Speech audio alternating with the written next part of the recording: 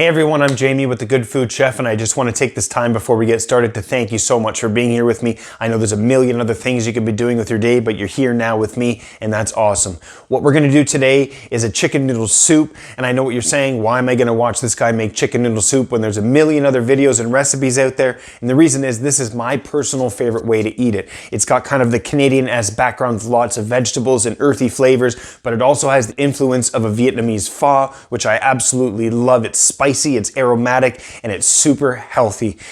The chicken that I'm using today, of course, is from Fraser Valley Specialty Poultry. If you hadn't already checked them out, I'll leave a link in the description below. Have a look. They have a great online store with tons of products. They are used by some of the best chefs and restaurants on the West Coast, and that's saying something. If you hadn't already done so, make sure you turn on the subscriptions, hit the notifications, and of course, share the videos because I make videos weekly for you.